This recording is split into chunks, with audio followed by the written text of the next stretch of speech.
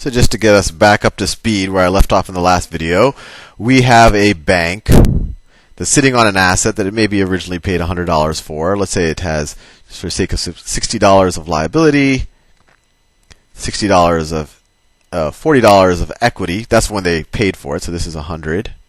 This is $60 of debt. And they had $40 of equity. And these are the toxic assets. We're just assuming a world that it only has one set of assets.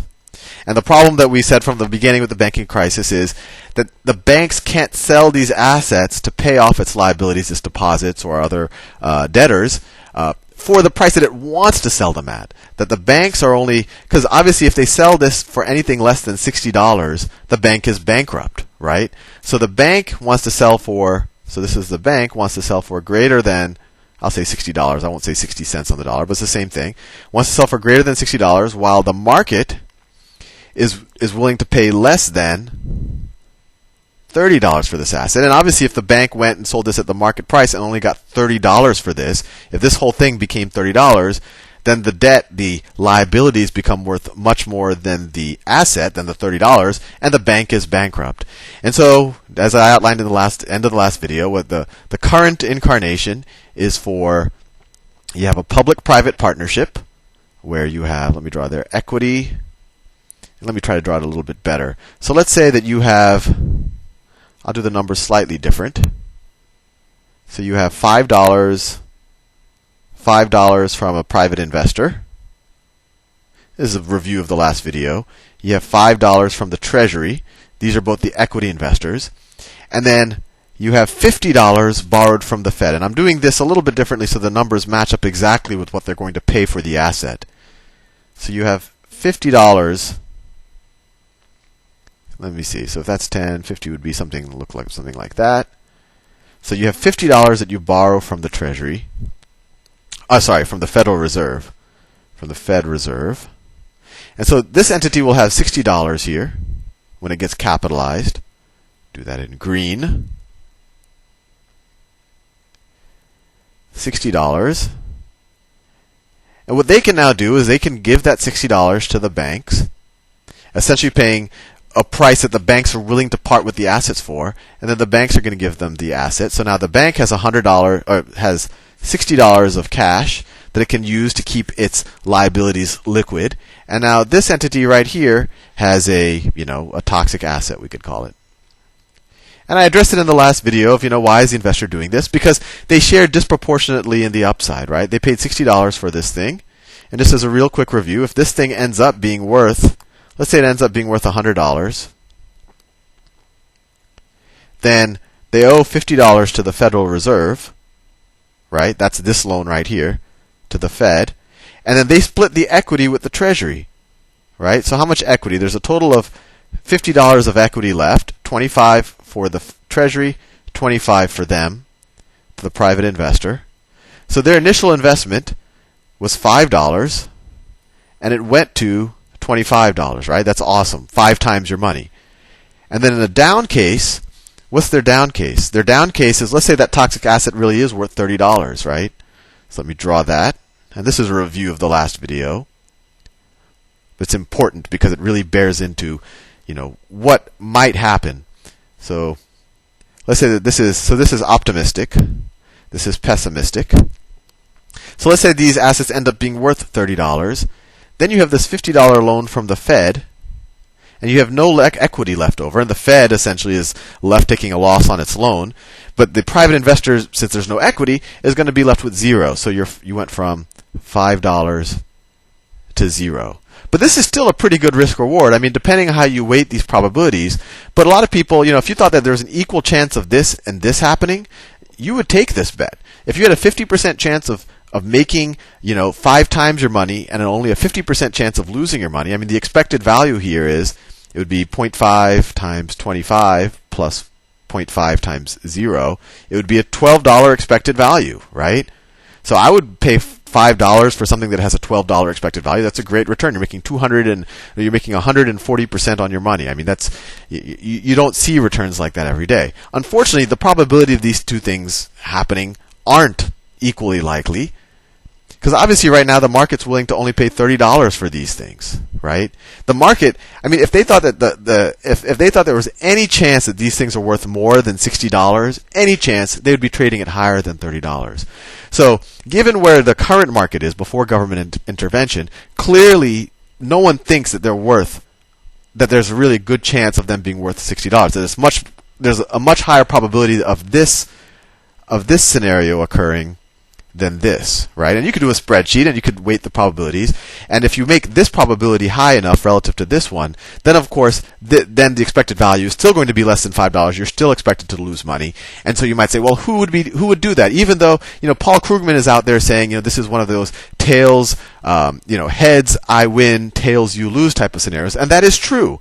In the positive scenario, the private investor makes the bulk of the money alongside the Treasury, and with the Fed just getting a very low interest rate back on this money.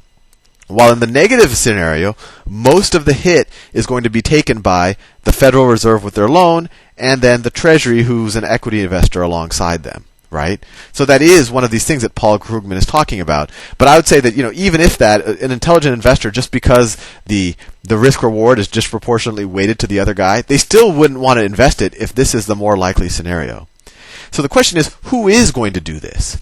And this is kind of what I mentioned in the last video could be troubling. The obvious thing is that the banks might want to buy it from themselves. So let me redraw everything, because this is an important point to make.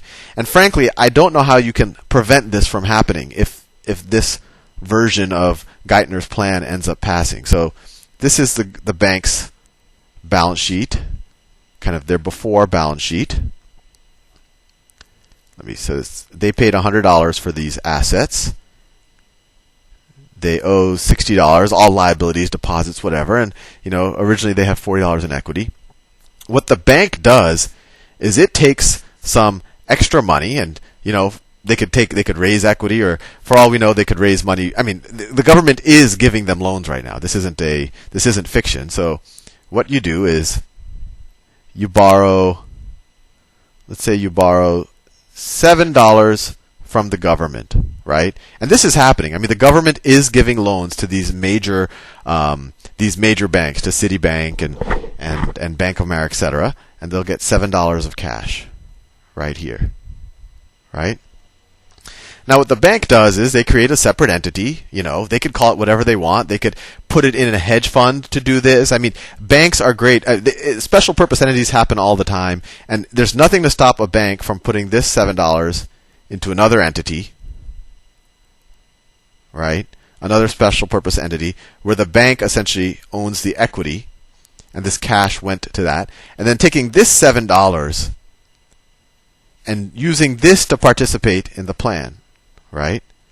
In this new Geithner plan. So the bank takes that $7 that they essentially might have just borrowed from the government, participates in the plan as the private investor, and I'll put that in quotes, and they could put a bunch of layers here and obfuscate it, or even get one of their hedge fund clients to do it, by giving them good terms on something else. I mean, there's a million and one ways you could set this up, and that's why I think it's impossible to legislate around or legislate to prevent it. So they do that there.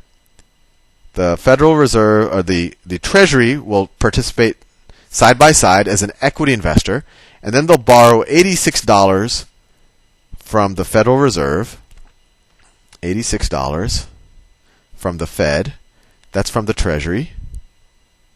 And now the bank is essentially the private investor, right? They're controlling this entity here. They're controlling entities that control that entity. It doesn't matter. But they essentially set the price for which this entity is going to pay for its own assets. So they could pay $100 for this thing, even though everyone knows that these things are worth nowhere near $100. So they pay $100 for this, take it off their balance sheet, and then they're sitting with $100 cash, and this is sitting there with a toxic asset. And why would a bank do this? Well, think about it. In this reality, before any of this happened, the banks had 100% exposure to these toxic assets, right? It had this whole thing right here. It had exposure to, and for all we know, that they're only worth $30. But the bank never wanted to accept that reality. While in this reality, the bank only has $7 exposure to it. So even if this thing ends up blowing up, who's going to take the loss? The bank's just going to take a $7 loss here, and then the rest of the loss is going to go to the taxpayer, the Treasury and the Federal Reserve. So this is an awesome situation, because in this reality, when there was a hit, if this was worth $30, the bank would have to take a $70 hit. While in this reality, if this toxic asset now is only worth $30, the bank's only going to take a $7 hit, and the bank is going to stay solvent, right? So this investment right here is going to be wiped out, right? But still, the bank got $100 in cash. So my fear is, and frankly, since there's nothing to prevent it, it's almost a self-fulfilling prophecy that's going to happen. You have this big question mark. Why would a private investor ever participate in this, right? Even if the government is kind of giving you more of the upside than the downside, you wouldn't participate in it if you thought that the downside scenario is more likely. But you would participate in it if you were the actual seller of the security. Because if you are the seller of the security, you are Citibank, you're going from 100% exposure.